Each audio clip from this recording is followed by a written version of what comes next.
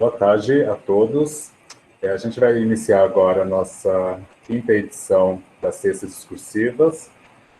Meu nome é Márcio, sou o professor Márcio Cano do programa de Letras e do curso de Letras da Universidade Federal de Minas Gerais, Universidade Federal de Lavras, e líder também do grupo de pesquisa Leitura e Produção de Discursos.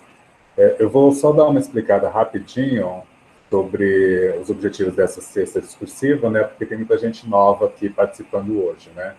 Essa sexta discursiva é um projeto que nós temos dentro do nosso grupo que propõe trazer pessoas de fora que pesquisem sobre discurso, não necessariamente na linha que nós trabalhamos, né, mas nas diversas perspectivas de análise do discurso, e que vem falar para nós sobre suas pesquisas,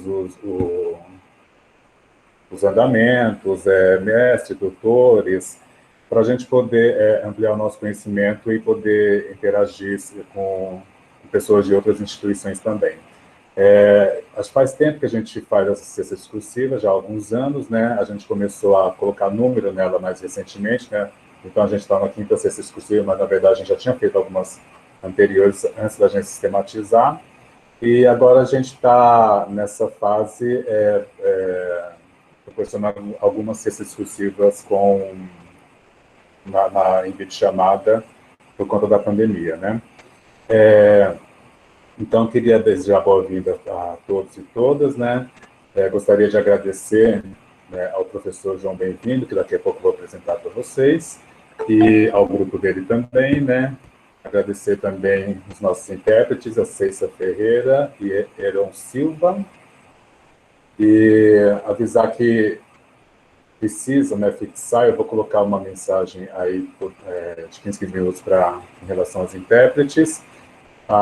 Quero agradecer também ao pessoal do meu grupo que tem ajudado bastante nessa organização. No caso da lista de presença, a responsável é a Sandra, e ela está aí recebendo os nomes, né, para poder depois ser gerado certificado. Então, vocês coloquem do ladinho no chat o nome de vocês. E todo mundo que fez o perfil lá no SIG, se cadastrou como participante, como usuário externo, ou quem se inscreveu e que é da UFLA, depois, possivelmente semana que vem, os certificados já estarão disponíveis lá, é só entrar e baixar os certificados. A gente hoje, então, está fazendo a nossa quinta sexta discursiva. O título hoje da palestra é o Discurso Político como um Jogo de Máscaras. O convidado de hoje é o professor João Bem-vindo Moura, que é graduado em Letras, especializado em Linguística e mestre em Estudos da Linguagem pela Universidade Federal do Piauí, é doutor e pós-doutor em Estudos Linguísticos pela Universidade Federal de Minas Gerais, e atualmente é professor da graduação e pós-graduação em Letras na Universidade Federal do Piauí. Coordena o curso de Letras Português do Parfor, também lá da mesma universidade, é editor da revista Formare, também do Parfor, pesquisador e fundador no Núcleo de Estudos e Pesquisas em Análise de Discurso, NEPAD, lá da Federal do Piauí também, e tem experiência na área de língua portuguesa e linguística com ênfase em análise do discurso, atuando principalmente nos seguintes temas: texto de discurso, semilinguística, gêneros, tipos textuais e discursivos, argumentação e retórica. Então, eu agradeço muito ao professor João Bem-vindo. A gente está tentando, né, fazer um trabalho junto já há um ano, né? Então, a gente vai ter a oportunidade de ouvir e conhecer melhor a pesquisa dele e do grupo dele da Universidade Federal do Piauí. Seja muito bem-vindo, João, e eu passo a palavra para você. Ok, Márcio, boa tarde a todos. Em primeiro lugar, dizer que é um prazer estar aqui contribuindo com a sexta discursiva do grupo de pesquisa de vocês, o grupo de pesquisa, leitura e produção de discurso, né, o GPLPD, e dizer que foi um prazer enorme conhecer vocês durante o ENELIM, que foi o Encontro Internacional de Estudos da Linguagem, no ano passado, em Pouso Alegre.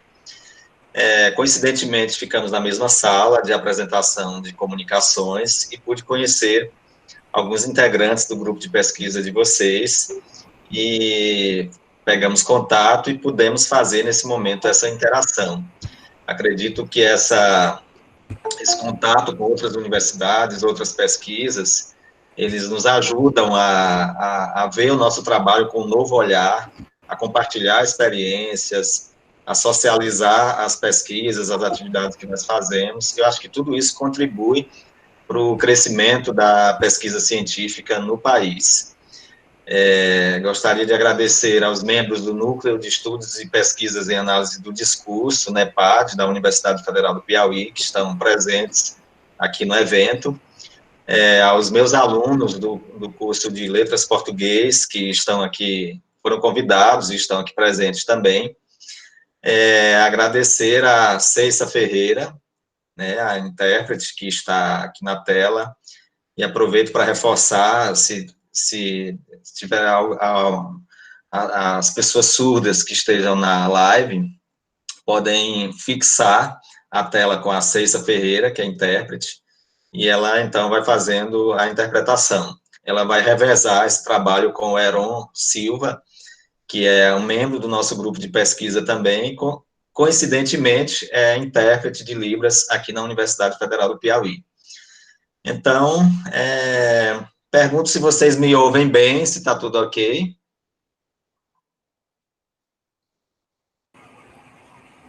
Te ouço bem, João. Acho que está todo mundo ouvindo o céu. Sim, Todo mundo respondeu sim. Tem um monte de sim aqui. Tudo bem, então. Em primeiro lugar, dizer que eu pesquiso sobre discurso político já há algum tempo.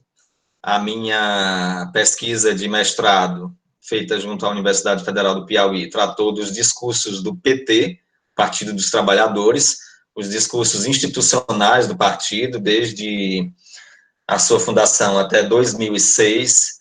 Então, peguei alguns documentos oficiais do partido e fui observar como ele construía sua argumentação, que estratégias discursivas utilizava, como se davam as formações discursivas.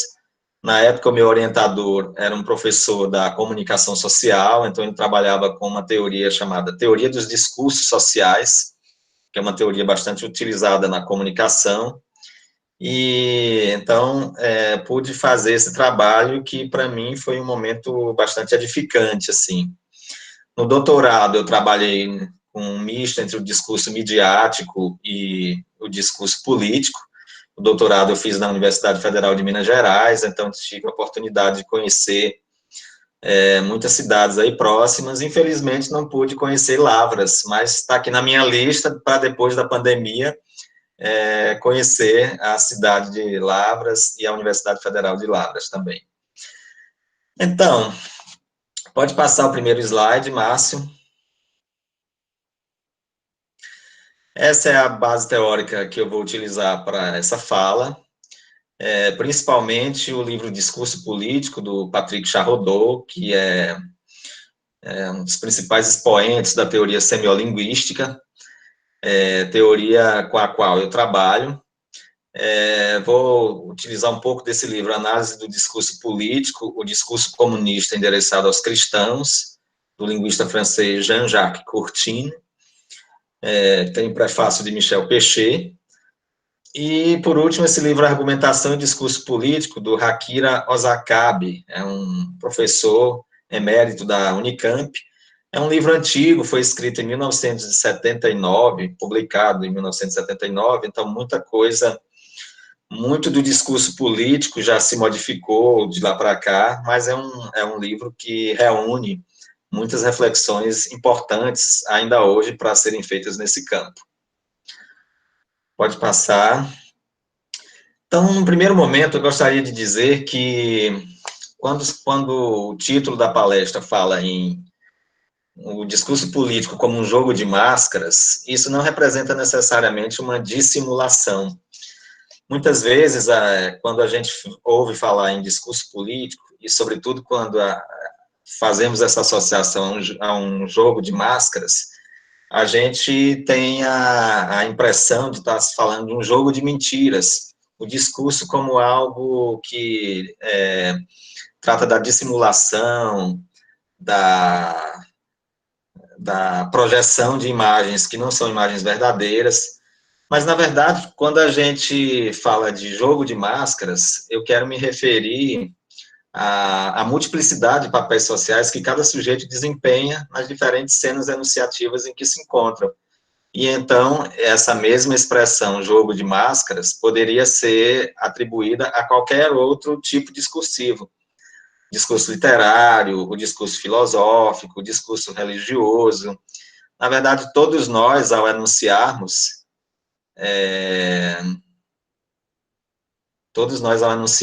utilizamos máscaras. Aqui desapareceu da tela o slide, Márcio. Acho que outra pessoa compartilhou a tela aqui. Janaíne Maculan. Acabou, acho que ela clicou em compartilhar a tela.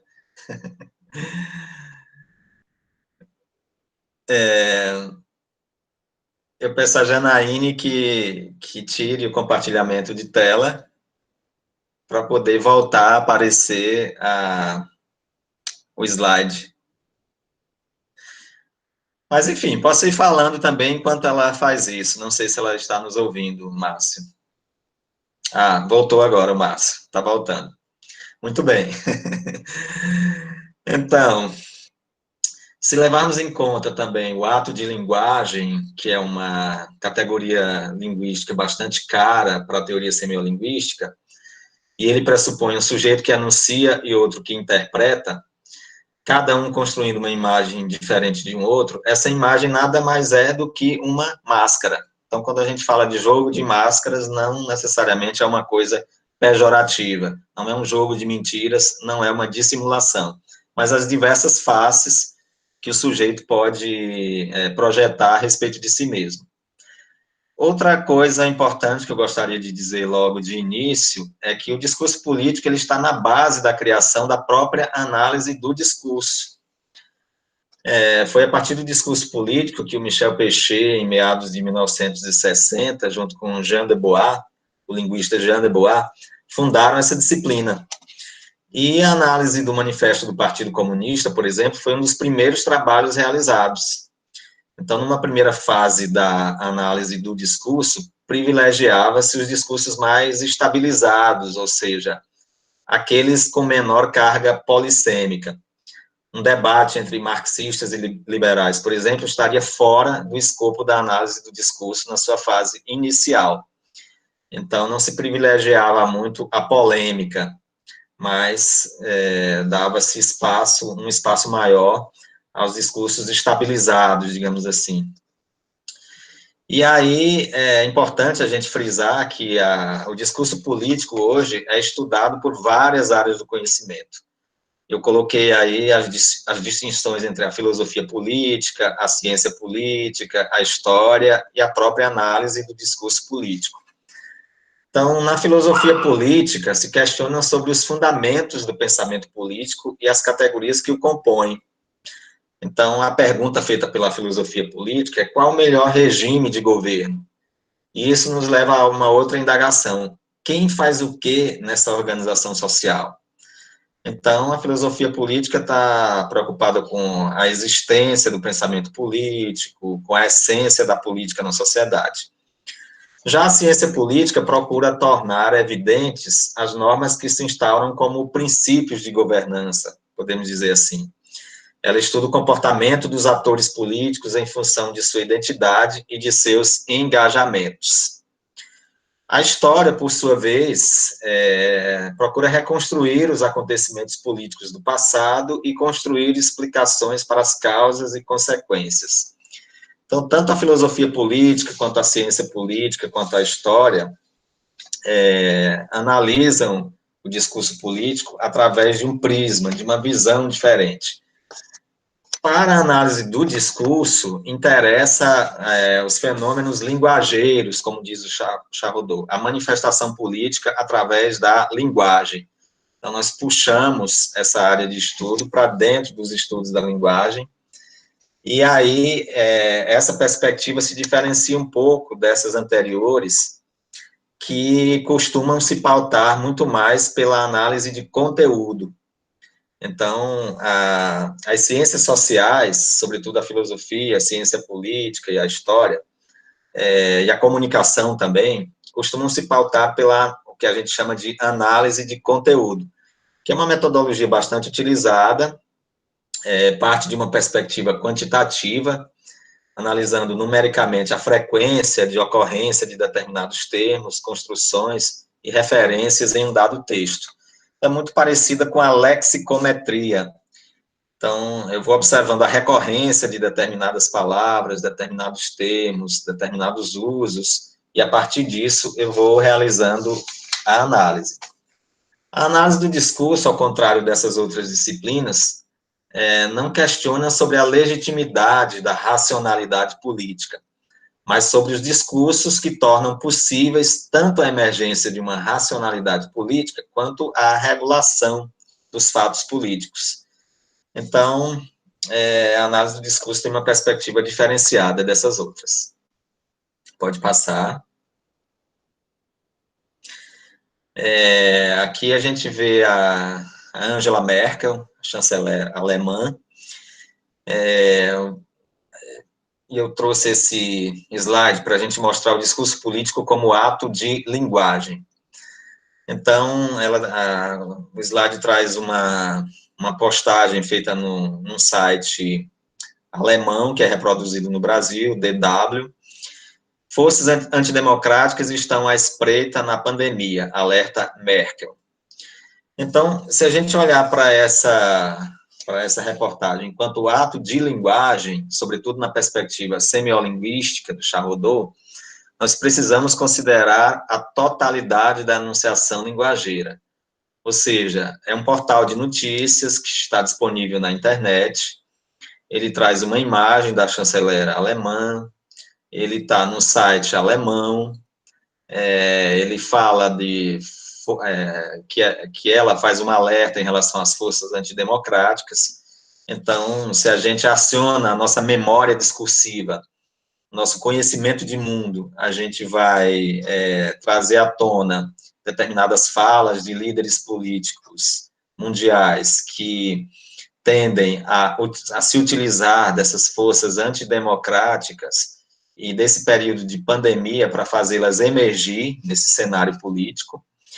Então, quando eu considero todos esses elementos, os sujeitos anunciadores, a situação de comunicação, as formações discursivas, as circunstâncias de discurso, os circuitos externo e interno, como diz o Charrodot, então, quando eu considero todo esse dispositivo, eu vou conseguindo desvelar um pouco do ato de linguagem.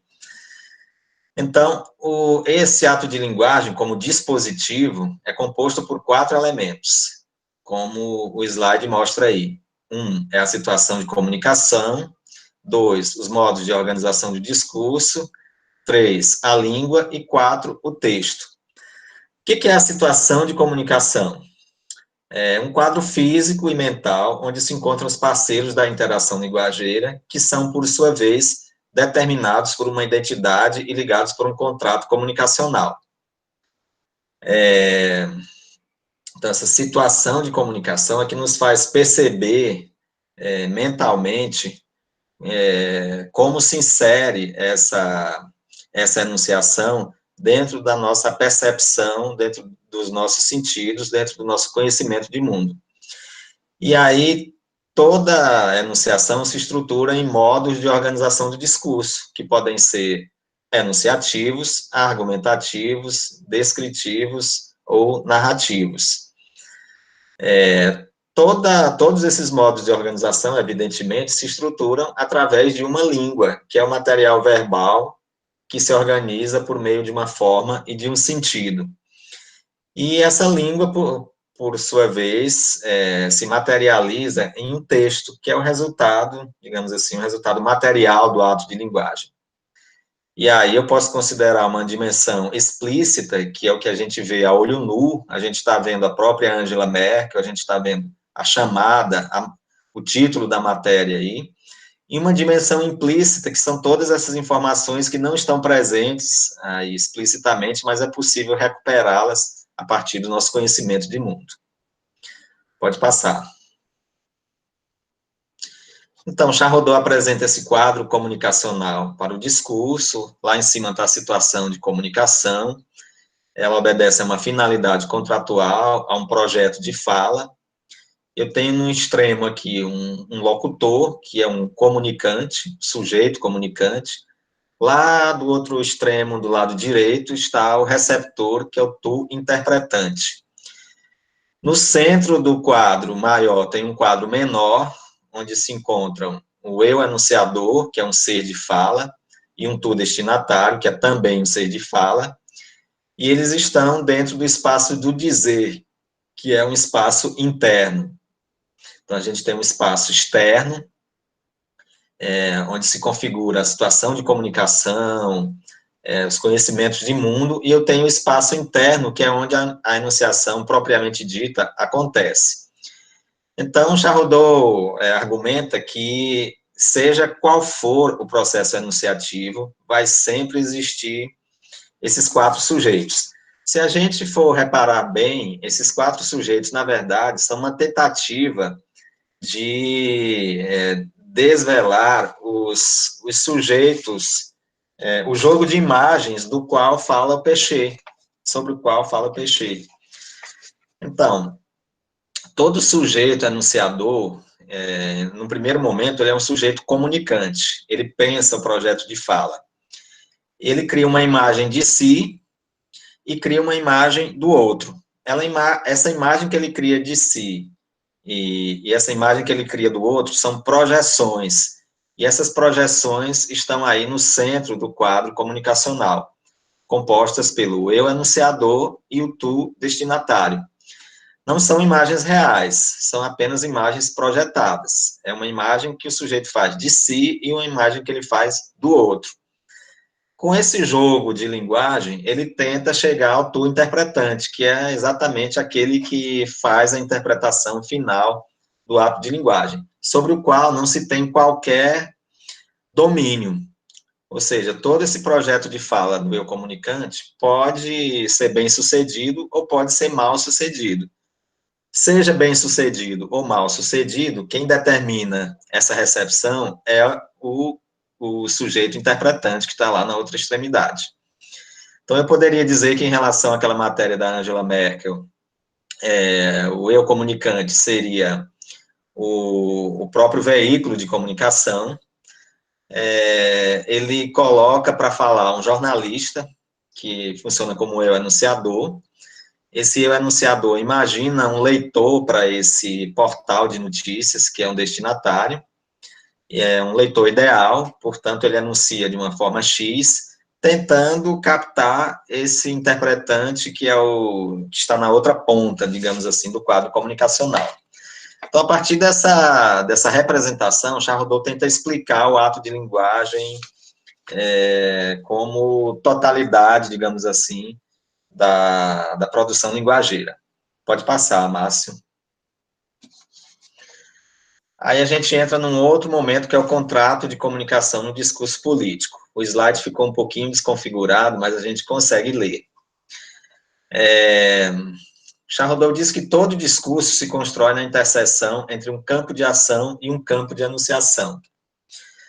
Esse campo de ação seria o lugar das trocas simbólicas, organizado segundo relações de força. É aquilo do qual fala o Bourdieu.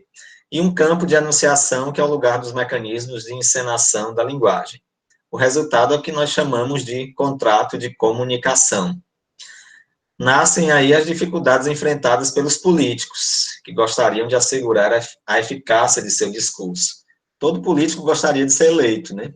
Então, gostaria que o seu discurso produzisse adesão dos eleitores. Por outro lado, os eleitores ou os cidadãos gostariam que sua força de contestação tivesse um impacto e eles fossem ouvidos. Então, de um lado a gente tem o político, a instância política, de outro lado a gente tem a instância cidadã. E num terceiro lado aí nós temos o analista do discurso, que se lança na empreitada perigosa de interpretar esses discursos, procurando extrair deles todos os sentidos possíveis. Então, esses lugares de fala aos quais me referi são os lugares de fabricação de discurso político. Ou seja, um lugar de governança, que é a instância política e seu antagonista, a instância adversária, um lugar de opinião, onde fica a instância cidadã, e um lugar de mediação, onde fica a instância midiática.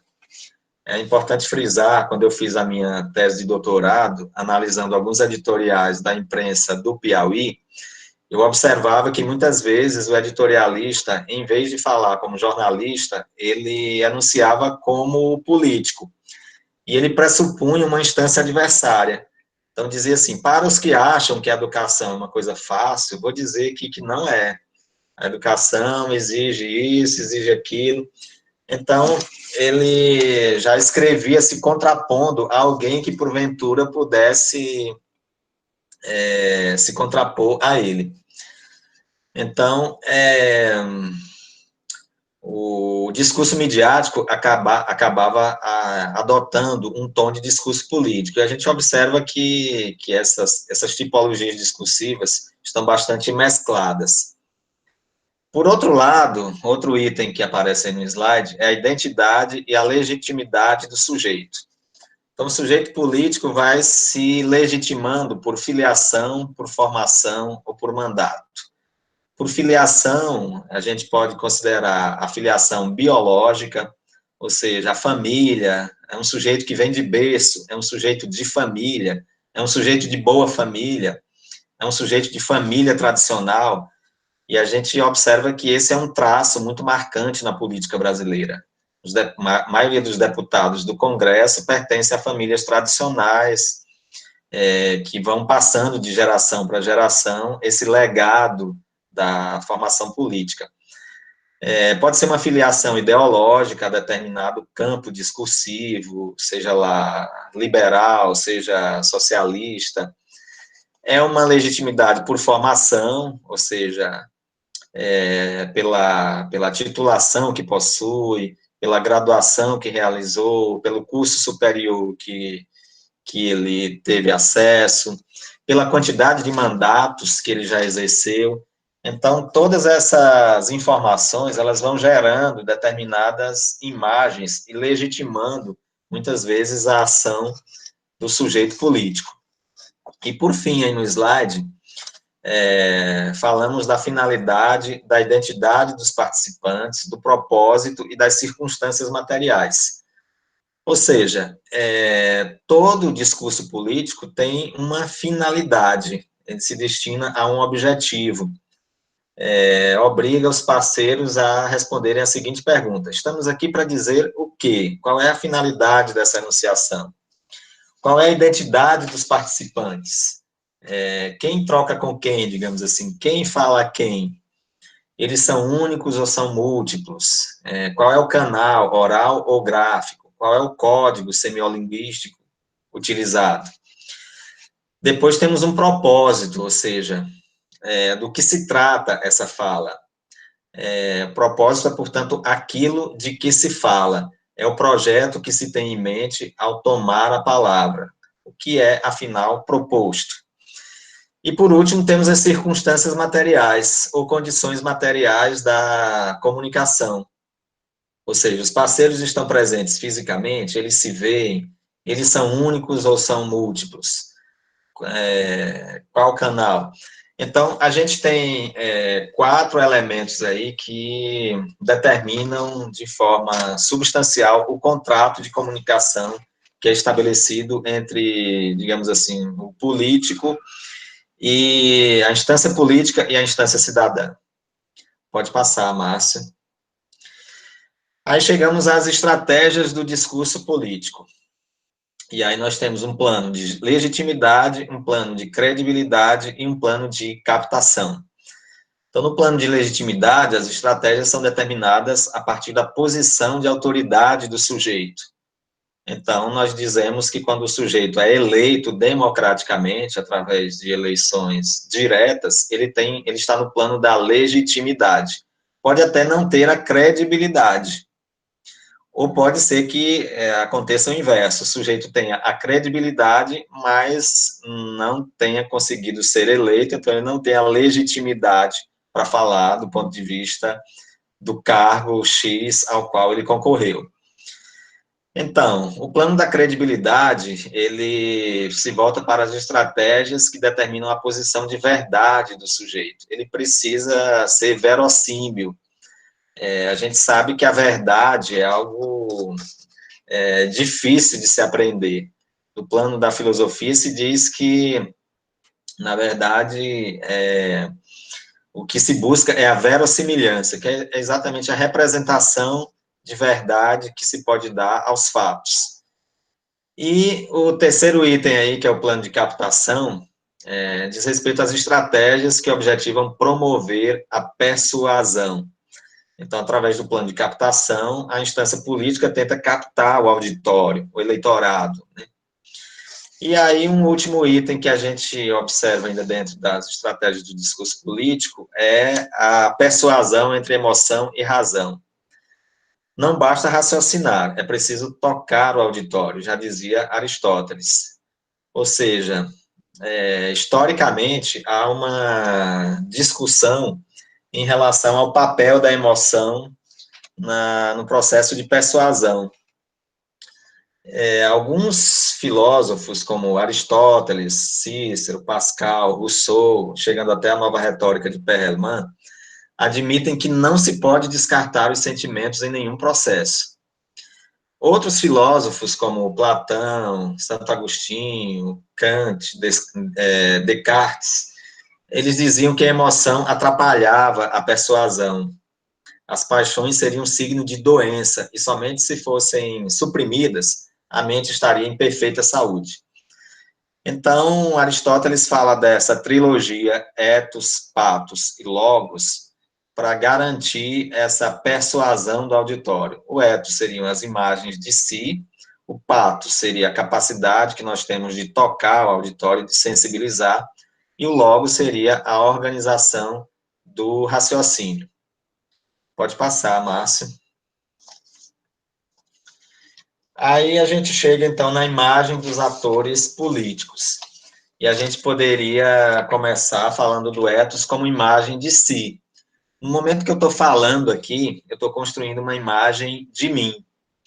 Eu tenho uma orientanda do nosso grupo de pesquisa, a Teônia, que está pesquisando sobre os discursos do Lula nas cartas que escreveu durante o período em que esteve encarcerado na Polícia Federal em Curitiba. Então, ela selecionou um corpus com 13 cartas e ela passou a observar qual é a imagem que o presidente constrói de si, como é que ele estrutura a argumentação nessas cartas, de que forma a paternização ou a capacidade de sensibilizar o auditório está presente naquelas cartas, quais são os imaginários sociodiscursivos mobilizados para convencer, para persuadir, para sensibilizar a sociedade brasileira. Então, mas não só o Lula, não só o político, todo mundo, quando fala, produz uma imagem de si. No momento em que eu estou falando aqui para vocês, eu estou produzindo uma imagem de mim, que pode ser uma imagem de, sei lá, uma imagem positiva, pode ser uma imagem negativa, enfim, cada um, a partir da sua percepção de mundo, constrói a imagem do outro. O fato é que a retórica observava esse ethos construído ou pré-construído. A retórica dizia, se a gente pegar a filiação de Sócrates, Cícero e os estudos da Idade Clássica, esses estudos dizem que o ethos é um dado pré-existente ao discurso. Então, para esses filósofos, parece mais virtuoso, sincero e amável quando se é, de fato, virtuoso, sincero e amável. Ou seja, o ethos parte das características pré-existentes ao discurso. Por outro lado, Aristóteles considera que o orador deve mostrar seus traços ao auditório para poder causar boa impressão. Essa concepção inscreve o ethos no ato de enunciação, ou seja, no próprio dizer do sujeito que fala. E é exatamente essa característica que acaba delineando a posição defendida pelos analistas do discurso. Para a análise do discurso, o ethos, na verdade, é um produto desses dois momentos, o momento da enunciação e o momento que antecede a enunciação. Essa terminologia é bastante polêmica, porque se a gente chama de ethos pré-discursivo, nós estamos dizendo que aquilo que antecede o discurso não é discurso. Mas, na verdade, as informações que precedem o discurso, elas também produzem efeitos de sentido. E, assim, elas também seriam discurso.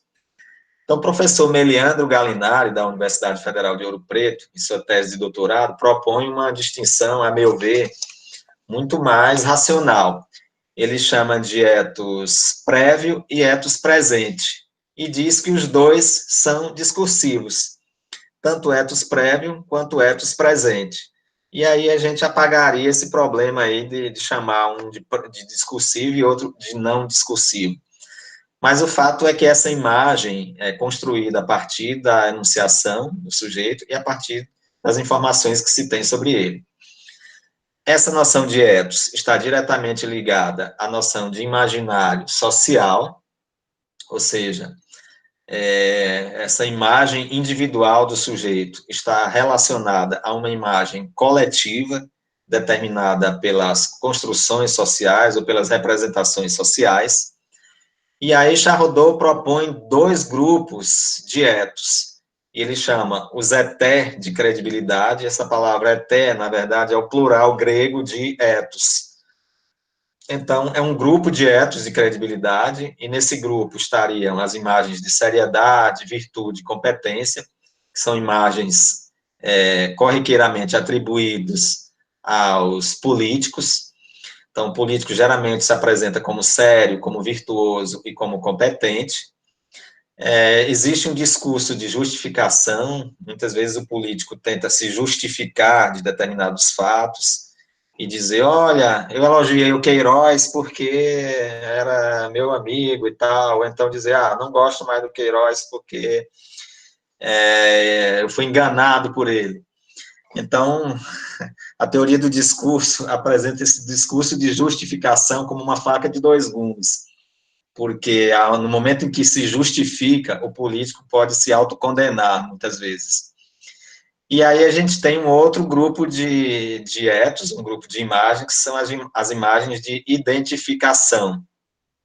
E essas imagens são as imagens de potência, de caráter, de inteligência, de humanidade, de autoridade, de solidariedade, que são outras imagens bastante recorrentes no discurso político. Então, seriam duas imagens, ou grupo de imagens, determinantes para a boa aceitação de um discurso político. Seriam essas imagens de credibilidade e identificação. Pode passar, Márcio. Aí a gente chega nos imaginários de verdade do discurso político, e aí a gente percebe que há um propósito e uma situação de comunicação. Então, quando alguém diz é preciso acabar com a corrupção, está dizendo que existe um fenômeno social que diz respeito à prática de certos indivíduos em relação ao dinheiro e ao bem público, e aí a gente está falando de tematização. Essa frase coloca em questão a honestidade e a desonestidade, então a gente tem aí a problematização. E essa frase também contrapõe, diz que é preciso se contrapor a esse comportamento desonesto. A frase é preciso acabar com a corrupção. Então, aí tem um posicionamento. Então, essa tematização, essa problematização e esse posicionamento acabam delineando o propósito e a situação de comunicação. E aí, Charrodot apresenta o propósito do conceito político. Ou seja, a gente já viu que existe um contrato de comunicação político, que é a partilha entre a instância política e a instância cidadã. A tarefa do discurso político, então, é determinar, de acordo com o seu propósito, esse ideal dos fins como busca universal das sociedades. Então, toda sociedade tem essa, digamos, essa finalidade, esse propósito de estabelecer uma ação política como aquela que é capaz de resolver seus problemas sociais. Existe uma proliferação de noções, como aparece aí no slide, ou seja, várias teorias apresentam nomenclaturas diferenciadas, algumas chamam de sistemas de conhecimento, outras chamam de sistemas de crenças, outras chamam de sistema de ideias, sistemas de valores, teorias, doutrinas, ideologias. O fato é que esse conjunto de noções em relação à análise do discurso, elas acabam desembocando no que Charrodot chama saberes de conhecimento e saberes de crença. Então, o que são saberes de conhecimento e saberes de crença? Os saberes de conhecimento visam estabelecer uma verdade sobre os fenômenos do mundo. É uma razão científica. Ela se constrói a partir de uma representação da realidade através de várias coisas, instrumentos de visualização, sistemas de medida e de cálculo, pesquisas científicas. Quando eu digo a Terra gira em torno do Sol, ou quando eu digo o bico do tucano é grande, eu não estou apenas fazendo um julgamento sobre o mundo, eu estou me referindo a algo que se impõe ao mundo. Não cabe a mim julgar se a Terra gira ou não gira. Cientificamente isso é comprovado, embora a ciência tenha sido colocada em xeque recentemente, muitas vezes, né? Hoje em dia tem a teoria a teoria da Terra plana voltou a ocupar o espaço na sociedade. Então, a gente retomou lá o início do século XVIII com o Iluminismo, e crenças que pareciam estar sepultadas voltaram à tona com uma força, muitas vezes, impressionante. O fato é que os saberes de conhecimento estão relacionados aos saberes científicos e os saberes de crença estão relacionados aos julgamentos sobre o mundo. Quando eu digo assim, o cachorro que muito late não morde, eu não estou me baseando no conhecimento científico, estou me baseando num julgamento a respeito do mundo, numa inferência que eu estou fazendo a partir de uma observação de um fenômeno. Quando eu digo chutar macumba dá azar, eu não estou me referindo a um postulado da ciência, estou me referindo a uma visão de mundo que pode ser compartilhada por alguns sujeitos. Eu tenho uma aluna que pesquisa sobre o Rubem Alves, e no conto Feliz Ano Novo, tem uma cena onde um dos marginais diz assim, ele encontra um despacho lá, uma oferenda que alguém colocou numa encruzilhada, e aí um fala assim, vou chutar isso aí, o outro fala, não chuta não, porque alguém chutou isso aí e perdeu a perna, então chutar macumba dá azar. E ali a gente tem claramente um tipo de saber que é um conhecimento, um saber de crença. Todos esses saberes, eles estão organizados em torno dos sistemas de pensamento. E esses sistemas de pensamentos resultam de determinado ordenamento de saberes em sistemas de conhecimento de crença. Então, o conhecimento de mundo resulta de uma produção da mente. Isso nos permite distinguir teorias, doutrinas, ideologias. E aí, por último, a gente tem os imaginários, que podem ser, os imaginários podem ser sociais ou sociodiscursivos. E esses imaginários sociodiscursivos estão pautados a partir dos saberes de conhecimento e dos saberes de crença. Pode passar, Márcio. Então, estamos nos encaminhando para os últimos 2 slides. A gente observa uma degenerescência do discurso político, ou uma nova ética, e aí a gente poderia se perguntar o que está acontecendo realmente. Será que o discurso político sofre de uma degenerescência? Ele está degenerado, digamos assim? A gente ouve dizer que a política não é mais o que era, que não há mais grandes causas a serem defendidas, que não há mais projetos de transformação da sociedade, os debates públicos diminuem, as ideias foram substituídas pelas imagens, e a gente vive a sociedade do meme. Não sei se vocês já observaram, mas o meme é hoje o gênero discursivo, talvez o mais compartilhado, o mais consumido, o mais curtido, o mais difundido na sociedade contemporânea. A palavra meme, na verdade, foi cunhada por um psicólogo nos anos de 1970, para designar exatamente uma porção da memória, que é ativada a partir da linguagem verbal e não verbal. Então, o meme é uma pequena porção que apresenta um desenho, uma imagem com poucas palavras, ou às vezes sem nenhuma palavra, mas que ativa imediatamente uma memória que nós carregamos em relação ao mundo.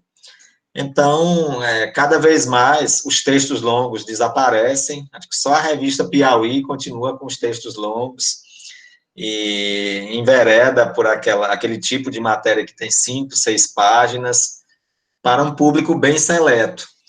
Mas a grande massa da sociedade consome os discursos rápidos, o hipertexto, o meme. Então, a gente vive um deslocamento dos imaginários societários, ou seja,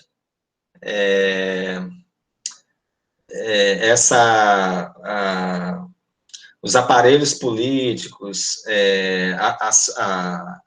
as relações entre a instância política e a instância cidadã, ela sofre um deslocamento. E há uma transformação da consciência cidadã. Ou seja, a consciência cidadã é o resultado de construção voluntária. A ideia de cidadania foi se transformando, se a gente observar. Ela foi ganhando um caráter de inclusão. A gente tem hoje um discurso de inclusão de minorias, inclusão de raças, inclusão de gênero, inclusão digital. Só esqueceram de dizer isso ao ministro da Educação, porque o último ato dele foi exatamente cancelar todas as políticas de inclusão na pós-graduação. Ele baixou um decreto impedindo a aplicação das políticas de inclusão para deficientes, para índios, para negros, dentro dos programas de pós-graduação. E era isso que tinha tornado os programas de pós-graduação mais acessíveis à sociedade. Então, existe uma tensão na razão de ser militante hoje, então é um item aí do slide sobre as tensões na razão de ser militante, ou seja, como exercer essa militância se as ideias foram enfraquecidas. Nós temos uma geração de rebeldes sem causa. Muitos movimentos deixaram de fazer formação política, o movimento estudantil passou a privilegiar outras temáticas, o movimento sindical, o movimento social. Então, a igreja, que tinha uma formação política muito interessante através das comunidades eclesiais de base, acabou deixando de lado um pouco essa perspectiva. Tanto que a militância, hoje em dia, o ser militante, tornou-se algo bastante desafiador.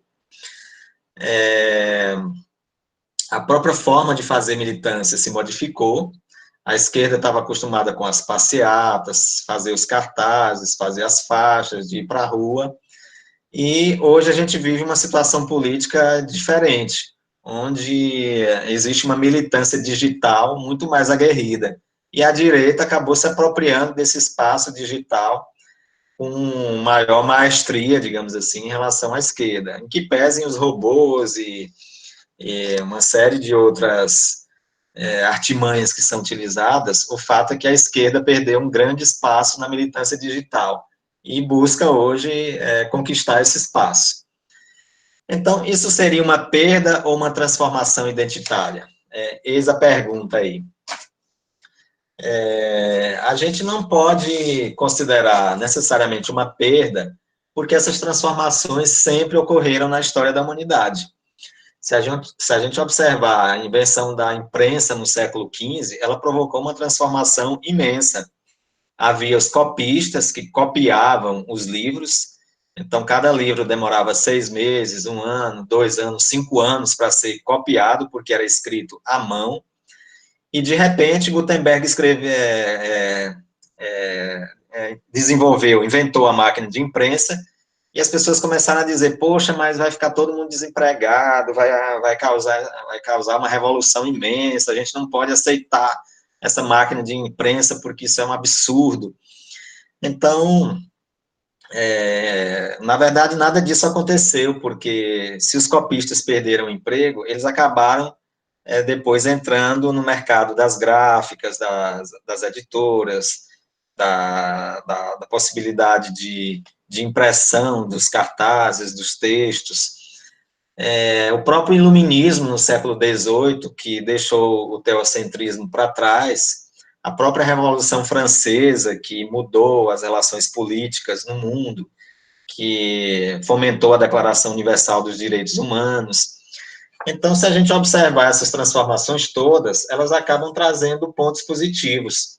E a gente está no meio de uma grande transformação nesse momento, que é exatamente a transformação do presencial para o digital, para o online.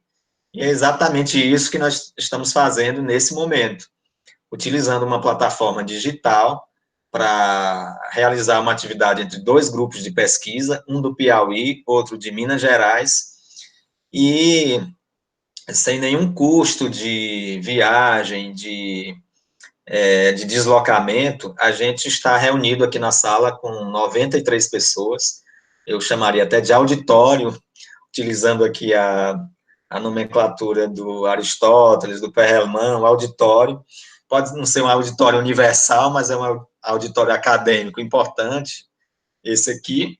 Então, eu consideraria essas transformações muito mais como transformações identitárias do que propriamente uma perda. E, por último, aí a gente observa que as mídias contemporâneas, elas apresentam um papel importantíssimo nesse momento. As redes sociais e as fake news que apareceram também nos últimos tempos e que têm pautado a vida política, não só no Brasil, mas em vários países do mundo.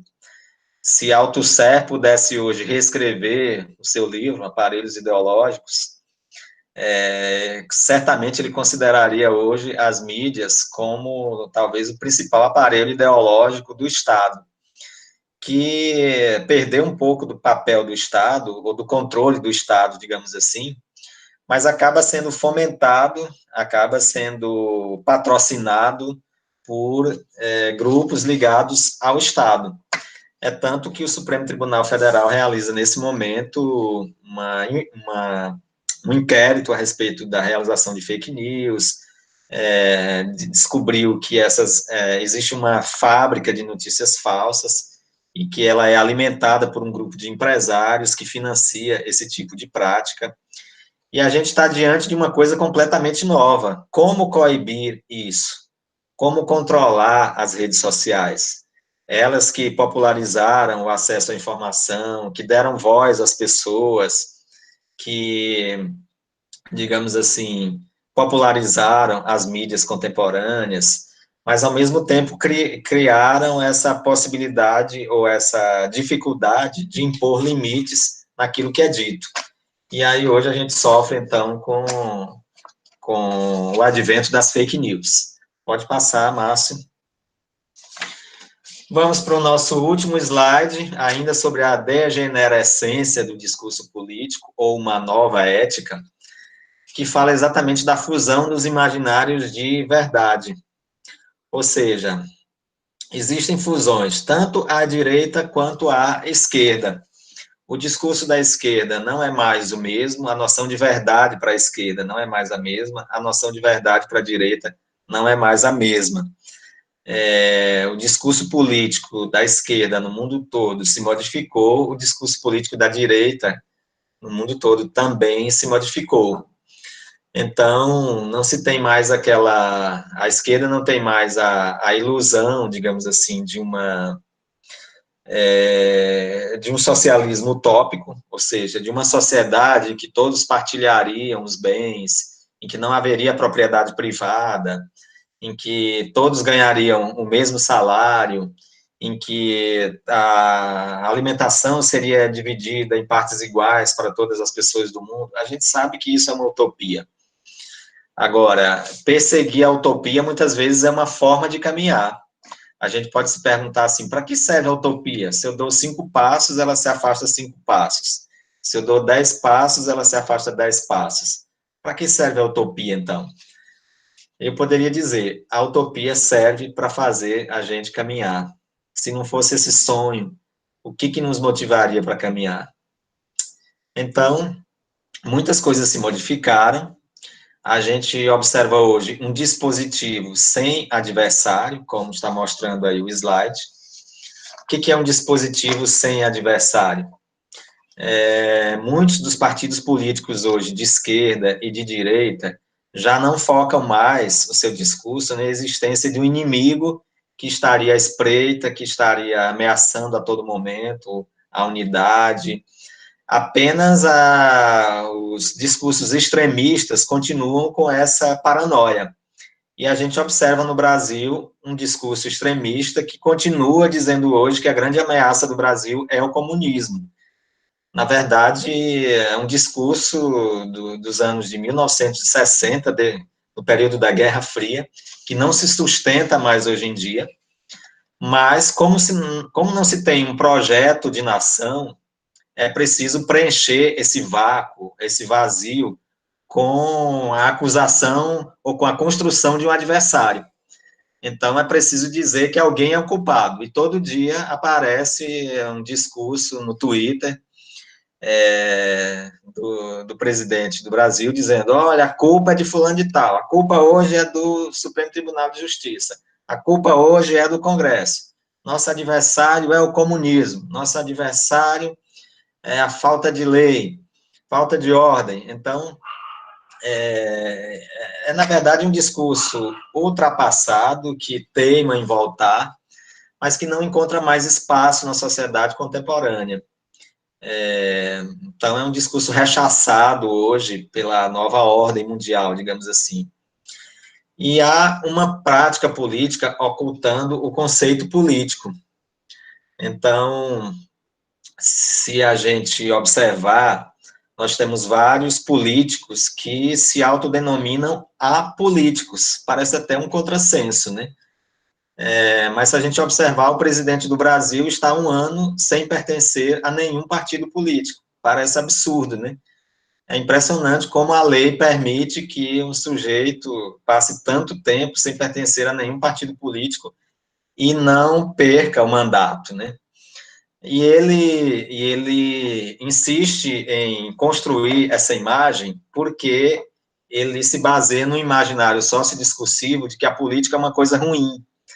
Então, como uma grande parte da sociedade atribui um valor pejorativo ao termo política, alguns políticos, de forma populista, e aí eu retomo a palestra do Charrodot na última segunda-feira, na editora Contexto, na última terça-feira, aliás, em que ele falava exatamente do discurso populista, que é aquele que diz o seguinte, eu não sou político, meu partido é o Brasil, eu não tenho partido político, eu quero saber das melhorias, eu uso a caneta BIC para assinar os documentos, eu como cachorro quente no meio da rua, embora o gasto com cartão corporativo seja milionário, né?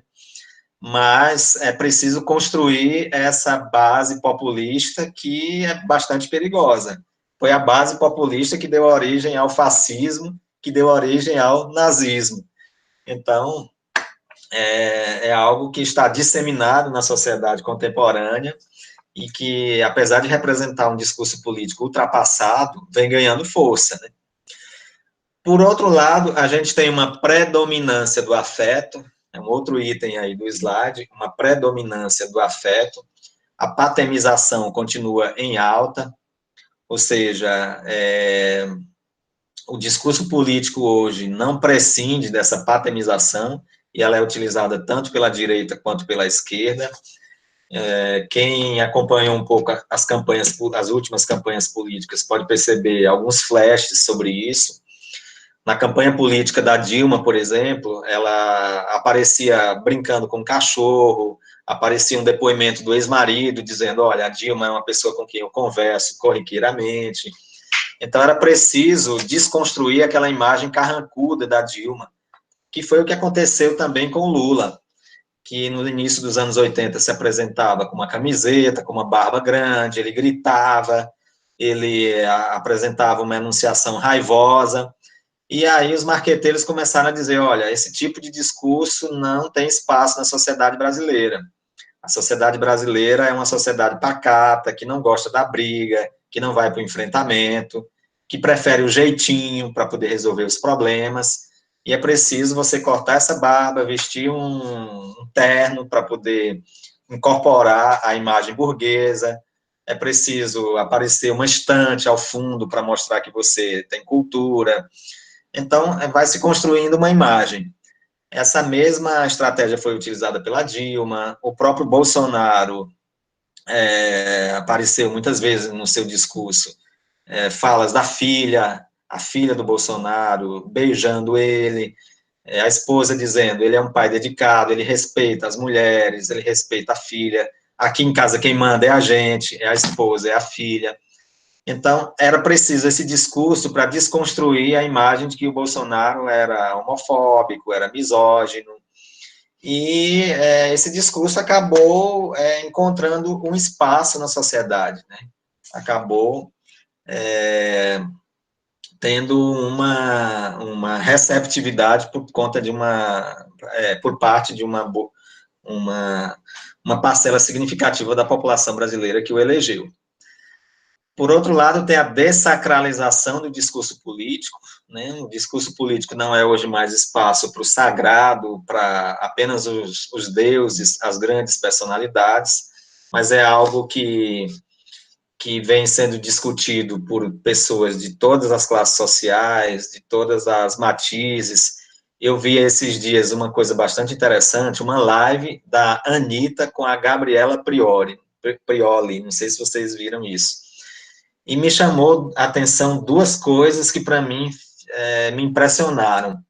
Uma foi exatamente a despolitização, o nível de despolitização da Anitta. Ela pergunta, é um vereador federal, existe ministro do Supremo no município, e a coitada da Gabriela tentando explicar para ela as esferas municipais, estaduais e federais, qual era o papel do STJ, qual era o papel do Congresso Nacional. Então, me chamou a atenção isso. Outra coisa por outro lado, algo que me chamou a atenção é exatamente o fato de a Anitta ser uma personalidade pública e não ter vergonha de explicitar isso publicamente. Então, a meu ver, uma atitude bastante louvável, por um lado, de reconhecer a falta de politização, a falta de conhecimento, mas de buscar esse aprendizado. Então, hoje, a gente percebe, a gente vislumbra de forma mais contundente as condições para uma democracia popular não populista. Ou seja, a gente percebe algumas iniciativas ou alguns projetos ou algumas demonstrações que nos levam a essa possibilidade de uma democracia popular, que continua sendo bastante ameaçada, mas a gente percebe essa luz no fim do túnel. E, por último, um último tópico sobre o qual eu vou falar é sobre o dever dizer e o direito de olhar. A gente observa que a instância política vive um eterno dilema, precisa reunir atrás de si o maior número de indivíduos, mas um grande montante tende a perder sua identidade. Então, é preciso manter o sentimento identitário quando o espaço social se fragmenta cada vez mais. Eu observei esses dias na imprensa que um astro, acho que é um astro do basquete inglês, ele se pronunciou a favor da manutenção do auxílio emergencial na Inglaterra, que estava sendo cortado pelo governo. E a manifestação dele ganhou um patamar tão grande, foi tão compartilhada e tão curtida pelas pessoas, que o governo acabou voltando atrás e mantendo o auxílio emergencial na Inglaterra. Então, esse dever dizer acaba soando hoje como um exercício da democracia. Então, nós, enquanto professores, enquanto alunos de pós-graduação, professores universitários, alunos de graduação, precisamos exercitar esse dever dizer. E, ao mesmo tempo, esse direito de olhar, ou seja, um direito de olhar, de vigiar, e talvez aqui esteja a nova utopia democrática. Essa capacidade do nosso olhar diferenciado para a política, do nosso olhar diferenciado para as relações sociais. Pode passar, Márcio. Aí, então, tem o último slide. Convido todos a praticarmos a política do bem comum e termino com a frase do Papa Pio IX que diz: a omissão dos bons é o sucesso dos maus. Se a gente reclama que tem maus políticos, se a gente reclama que os políticos não nos representam, nós devemos entrar na política, afinal, somos todos seres políticos. E precisamos exercitar essa política do bem comum. Pode até não ser uma política partidária, mas não podemos fugir da política do bem comum. Então, agradeço a todos pela paciência e me coloco à disposição agora para as perguntas de vocês.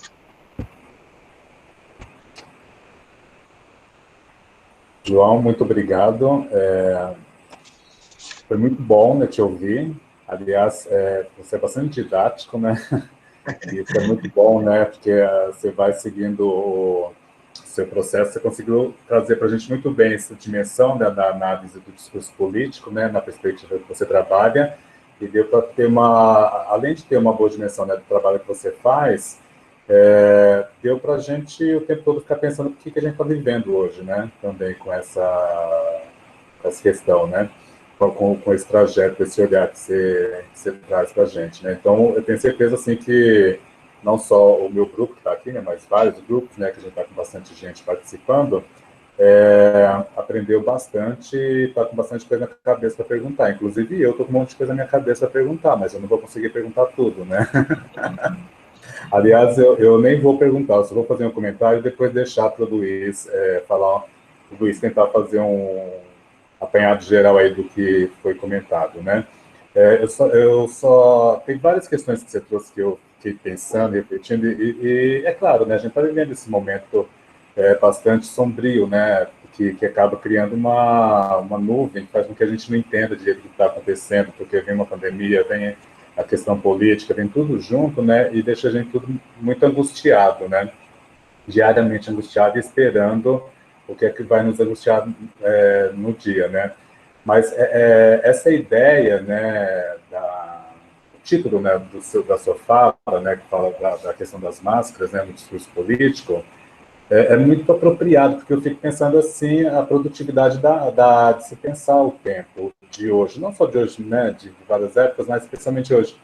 Porque eu não sei se eu estou pensando corretamente, mas assim, a questão da máscara tem uma relação de reciprocidade com todas as outras categorias, né, os dispositivos, né, porque ela se retroalimenta, né, a gente vai assumindo essas máscaras na relação, na discussão, né, e a gente precisa, porque a gente precisa sobreviver, então a gente tem que interagir por meio dessas máscaras, né.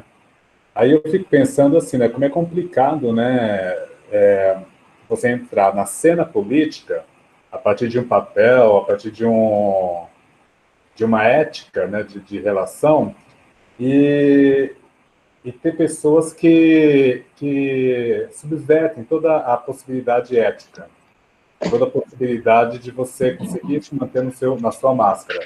Né? Quando você pensa assim, né, estou numa discussão política, aí alguém diz nesse momento assim, não é permitido sair sem máscara, por exemplo. E aí você tem um presidente que sai. O que você faz, né? Porque assim, isso está para dentro do absurdo, a sua própria máscara cai porque você não consegue sustentar para discutir com o outro, né? Ou os absurdos, né?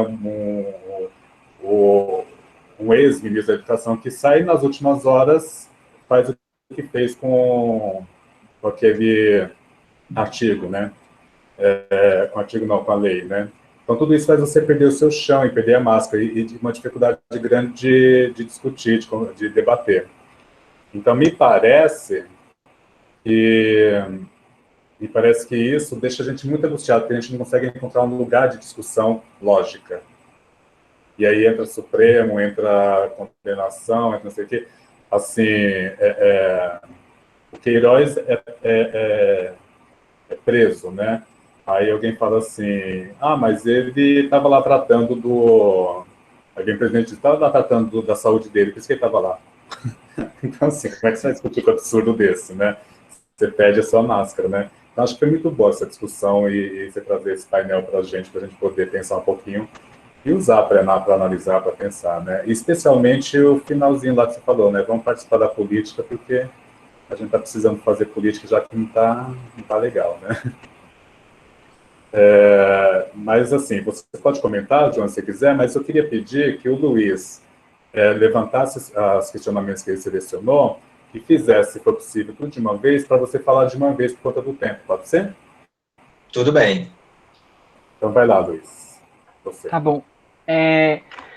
A gente tem aqui algumas perguntas da professora Rose, e a primeira delas é: professor, quando Charrodot propõe essa teoria dos sujeitos, em que medida o esquema didático proposto contribui ou se distancia da análise do ethos?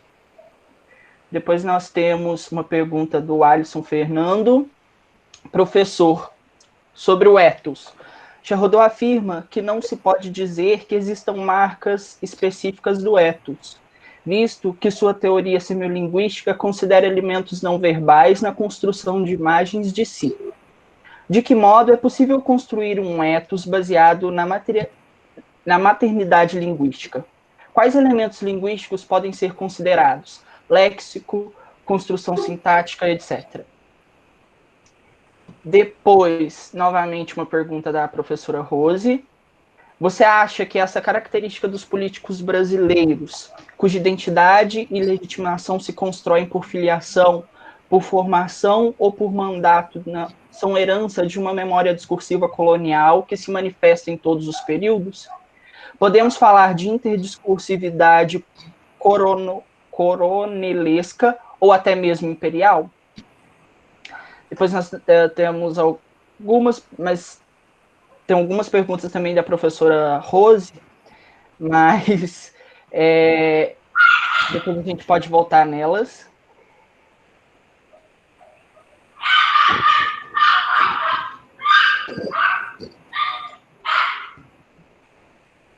Outra pergunta da professora Rose também: será que a esquerda perdeu espaço ou a forma como a direita faz é tão antiética e tão agressiva que mal permite uma organização política estratégica ética? Porque ou você se mantém ético ou se vende para um posicionamento não ético? Nós temos alguns comentários, uma pergunta do Saulo: professor, seria uma perca de identidade do sujeito em um ato antiético e ao mesmo tempo social, histórico e da memória, podendo a retórica de tal sujeito serem apagada socialmente? Uma pergunta da Tami: professor, como o senhor vê, sob a ótica da teoria semilinguística, esse status do mito que é atribuído ao ethos do Bolsonaro? Boa. Me parece que chegaram mais algumas perguntas. Só confirmar.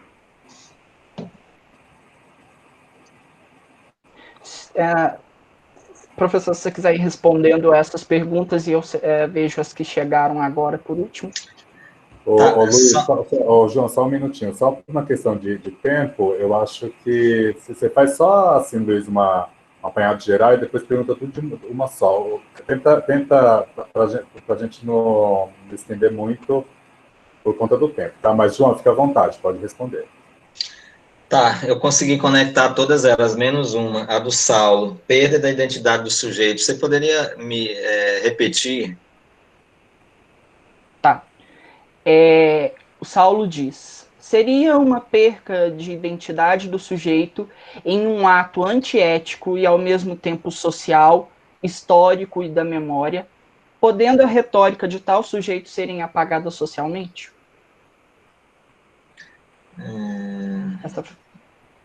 Se Certo, Saulo quiser vou tentar. reformular. Ok. Então, muitas perguntas aqui em relação ao ethos, da Rose, do Alisson, do Saulo e da Tami. Então, primeiro aqui da Rose, a teoria dos sujeitos, a contribuição sobre o ethos, as características políticas brasileiras, filiação, mandato. Então, realmente a gente tem no Brasil, ainda uma política bastante tradicional, no que pese tenha existido uma renovação significativa no Congresso nos últimos tempos. Essa renovação ainda não se traduz num pensamento renovado. Muitas vezes a renovação é de um pai que ficou velho e colocou o filho, e o filho passa a exercer o mandato do pai. Mudou o nome, mas não é uma renovação do ponto de vista do pensamento político e tal. Essa tradição em relação à filiação, à quantidade de mandatos, a formação do sujeito, ela ainda pesa bastante na hora da escolha do eleitor. Mas a gente já tem mudanças significativas nesse sentido. Em relação à pergunta do Alisson, o que estaria na construção do ethos? Marcas específicas, elementos não verbais, elementos linguageiros, semânticos, léxicos e tal. Então, na verdade, o ethos é uma construção de imagem que se vale de diversas prerrogativas. Tanto a fala do enunciador, aquilo que está sendo dito, e aí eu incorporo todo o discurso nessa fala, os tempos verbais, a utilização de palavras, determinadas expressões, a seleção vocabular, mas também as informações prévias que se tem desse sujeito.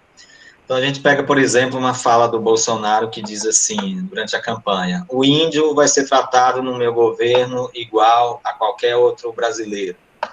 Vai ser tratado em pé de igualdade, como qualquer outro brasileiro.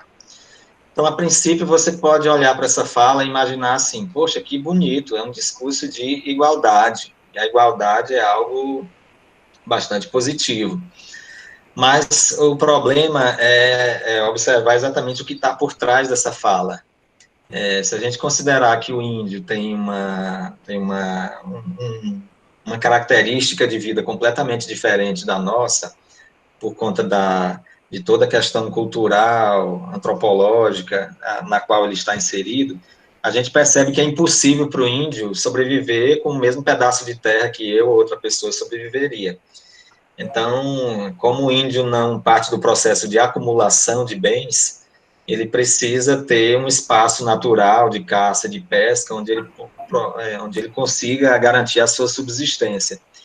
Então, o que há por trás de uma fala dessa é uma prática extremamente cruel, de dizer o seguinte: não precisa demarcação de terras indígenas, a gente pode liberar os garimpos, pode liberar o desmatamento, porque é isso que garante o futuro do Brasil, é isso que garante o desenvolvimento, é isso que alavanca a nossa economia. Então, para que interessa árvores? Só quem quer índio na aldeia é a ONG, como disse o presidente algumas vezes. Quem quer índio na aldeia são ONGs, que ficam com dinheiro. Mas a gente quer o índio trabalhando, produzindo. Então, se fala muito da lógica, ou do ethos, ou da imagem do conquistador, daquele que exerce o poder sobre o conquistado, do colonialismo, digamos assim. E aí a gente vê uma imagem bastante negativa em relação a isso. A esquerda perdeu espaço, ou é a direita que não é ética? Na verdade, as duas coisas acontecem. A esquerda acabou, com a ascensão do presidente Lula e da presidenta Dilma, acabou que a esquerda pensou da seguinte forma: a gente já cumpriu o nosso papel, povo chegou lá, vamos deitar na rede agora que está tudo resolvido. Eles chegaram a poder, vão fazer tudo aquilo que a gente pensou e não precisa fazer mais nada. Na verdade, há necessidade de uma vigilância permanente, de uma ação permanente, de uma formação política permanente e de o discurso político precisa estar na ordem do dia corriqueiramente. Por outro lado, a direita foi se apropriando de fragilidades da esquerda e se utilizando de algumas posturas não éticas, como a produção de notícias falsas, como o aproveitamento de algumas circunstâncias políticas que lhe favoreceram. Então, houve uma inversão de papéis, uma inversão de atribuições na política brasileira. E hoje a gente tem uma confusão muito grande de o que é esquerda, o que é direita, o que é centro-direita, a partidos de direita com discurso de esquerda, a partidos de esquerda com discurso de direita, e isso provoca essa dificuldade imensa de trazer à tona os sentidos dentro do discurso político. A Tami fala sobre a teoria semiolinguística e o mito do ethos atribuído ao Bolsonaro. Então, como todo mito, um mito se baseia em algo que, na verdade, não tem, digamos, um saber de conhecimento. O mito está calcado sobre um saber de crença. É a crença que sustenta o mito. E esse mito é construído a partir de determinados imaginários que circulam na sociedade e foram apropriados, não sei se inteligentemente ou circunstancialmente, pelo Bolsonaro. Então, com a ascensão da esquerda, a gente imaginava que tinha havido uma mudança na consciência da sociedade brasileira, que a sociedade teria deixado de ser machista, teria deixado de ser misógina, sexista, homofóbica, e, na verdade, não foi isso que aconteceu. A esquerda chegou ao poder muito mais por uma aliança com a direita, que foi o momento em que o Lula colocou um grande empresário mineiro como vice, e então passou a ter um respaldo no eleitorado de direita, mas a chegada da esquerda ao poder não significou uma mudança de pensamento na sociedade brasileira. E enquanto a economia estava bem, as pessoas compravam o celular, viajavam, ia para a festa, o show do Safadão, estava tudo bem, né? De repente começou a faltar isso, e aí, quando na bonança, ninguém reclama de nada, ninguém nem quer saber quem é que está governando, se é comunista, se é socialista, se é capitalista, ninguém quer saber de nada. Está com dinheiro no bolso, tá bom. Começou a faltar o dinheiro, começou a entrar em crise, então esqueceu-se todas as conquistas sociais que nós tivemos, e a sociedade passou a consumir um outro discurso, que era exatamente o discurso do Bolsonaro, que apostou nessa perspectiva de que a sociedade continua sendo racista, continua sendo misógina. Então ele fala algumas coisas que para nós parecem absurdas, mas aquela fala encontra respaldo na sociedade brasileira. Então, na verdade, o Bolsonaro é uma representação de uma parcela significativa da sociedade brasileira, infelizmente. Talvez um terço da sociedade brasileira. Então, é isso. Acho que consegui responder mais ou menos aqui a todas. Não sei se consegui, mas tentei. Joia, João, muito obrigado. Ô, João, eu vou abrir espaço para mais uma pessoa perguntar só, e as outras perguntas no chat, se as pessoas não foram respondidas, não se sentiram contempladas, depois entre em contato, né? Acho que é melhor, porque não por conta do tempo, tá? Mas eu queria abrir espaço para o Luiz perguntar, e eu queria pedir para o intérprete, né, o Heron, se ele podia abrir a câmera do Luiz e fazer pergunta para o João.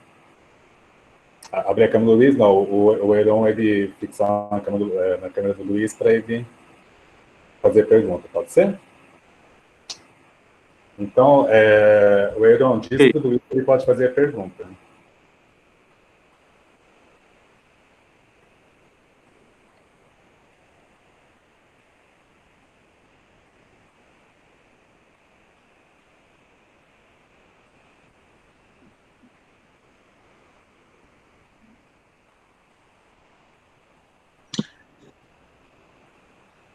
Aí o Heron precisa sonorizar, então, a pergunta para a gente, né, Heron?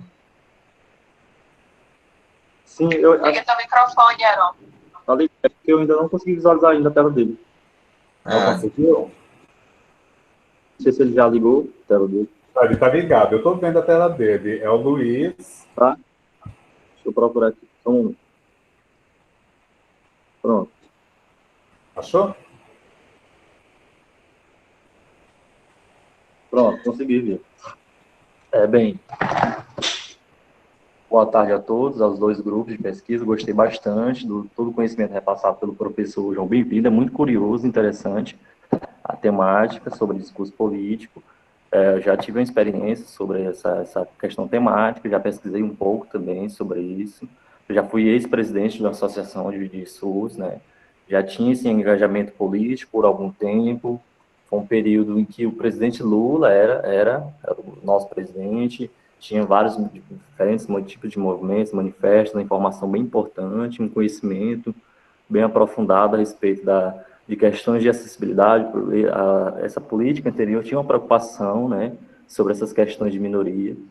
Então, o autor Peixe, sobre o livro Discurso Político, ele pensa o quê? Que existem relações, existem imbricamentos entre diferentes tipos de movimentos de lutas sociais, que não são aparelhos políticos internos, né? São no sentido de marcas sociais. Então, que todas as pessoas com minorias, elas lutam por isso, lutam por vagas, lutam por mais oportunidades, que é extremamente importante. São discursos extremamente importantes e aparentes na sociedade. Então, a gente vê que isso sofreu uma diminuição, sofreu uma queda, né? Então, as pessoas, elas deixaram de lutar mais sobre isso. Então, existia... Então, Peixe, o autor Peixe, fala isso, que nunca nós teremos um discurso igualitário, no sentido de o mesmo, né?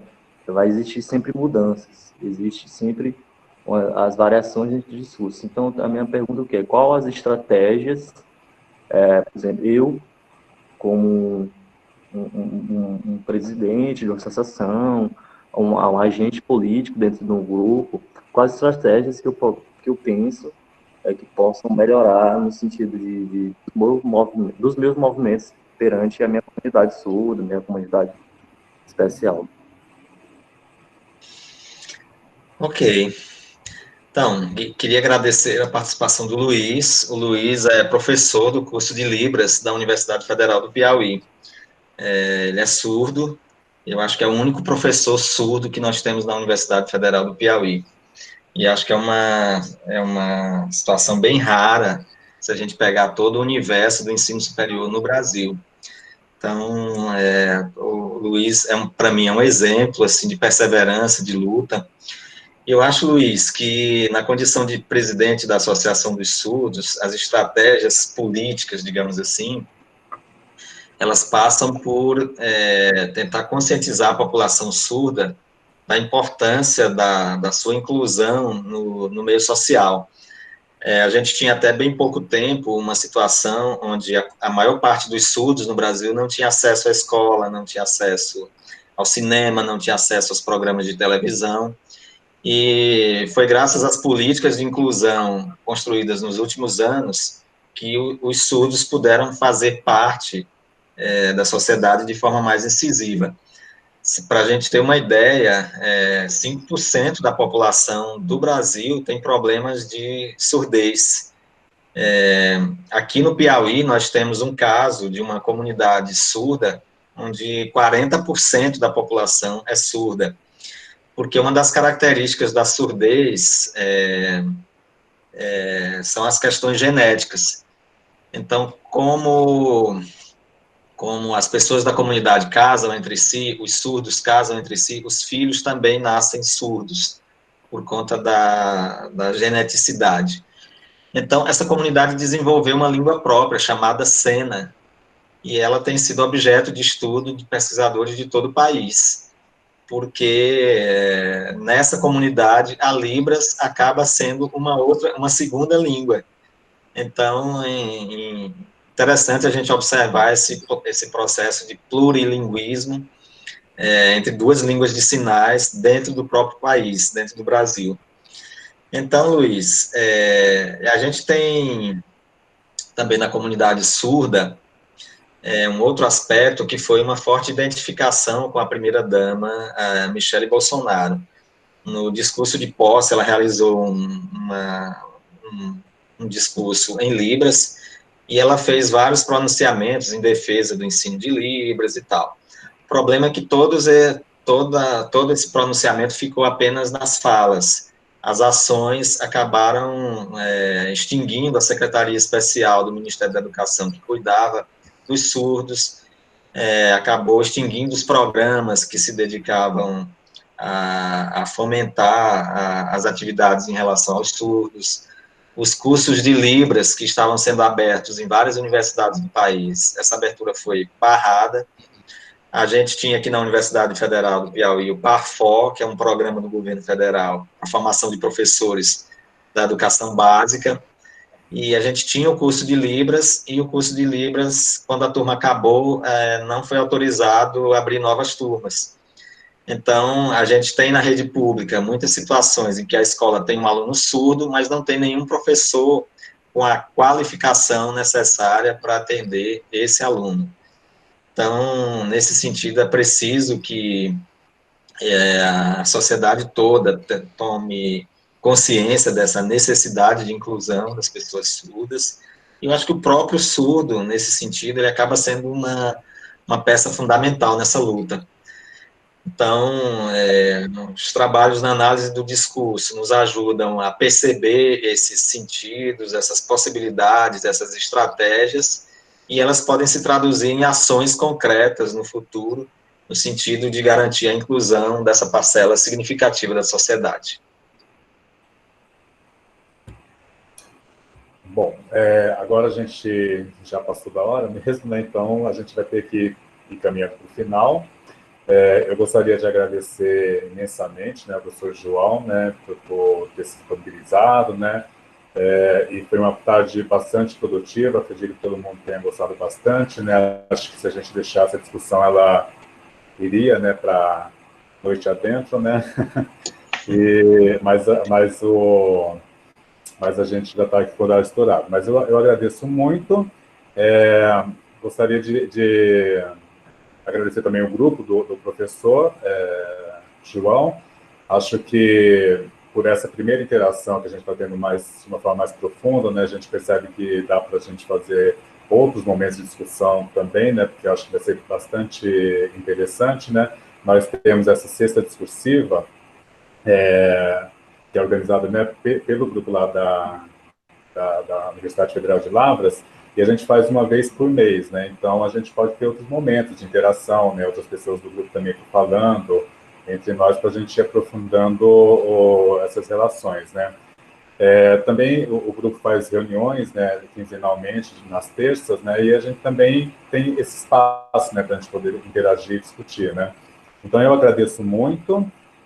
A nossa próxima sexta discursiva vai ser no dia 24/7, que vai ser com a professora Rose Carreira, da Universidade Federal de Goiás, que está aí nos assistindo, que fez várias perguntas para o João, né?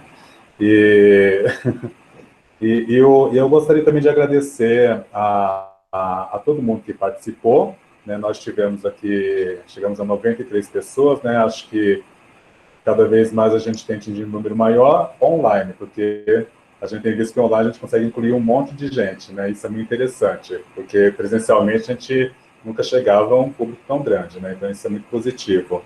E também quero fazer um agradecimento especial aos intérpretes, né? E é muito bom, né, ver essa possibilidade de inclusão, de participação. Eu fiquei muito feliz com a fala do professor Luiz, né? Agradeço também a presença dele aqui, né? E agradeço também o meu grupo. Deixa eu ver, alguém me perguntou alguma coisa aqui do lado? Não sei se foi para mim, eu vi. Não está aparecendo. Bom, eu deixei também, eu pedi, o Luiz foi colocando aí do lado também, o canal do YouTube que nós temos, o grupo, né, o Instagram, Facebook, acho, né? Para quem quiser entrar em contato também, a gente pode se conhecer melhor, tá? Foi a Adriana, falou, professor faço convite para o bate-papo discursivo promovido... Ah, não, eu acho que Pelo NEPAD. Na verdade, é para mim, para eu fazer esse convite. Ah, tá, eu achei que era para eu fazer o convite. Tá joia, tá joia. Então é isso, João, você quer falar mais alguma coisa? Eu gostaria de fazer esse convite. A gente faz um evento chamado Papo Discursivo, né? Que é mais ou menos nos mesmos moldes da sexta discursiva de vocês. E o nosso vai ser no próximo sábado, com o professor Meliandro Galinari, da Universidade Federal de Ouro Preto. E ele vai falar sobre a retórica e os discursos de ódio na sociedade contemporânea. Então, é uma temática bastante instigante e bastante atual. O professor Meliandro foi meu co-orientador no doutorado que fiz na Universidade Federal de Minas Gerais. E esse papo discursivo a gente costuma realizar pelo Instagram, mas a gente está testando outras plataformas para ver se elas são mais viáveis. Então, até lá, talvez a gente mude para uma outra plataforma.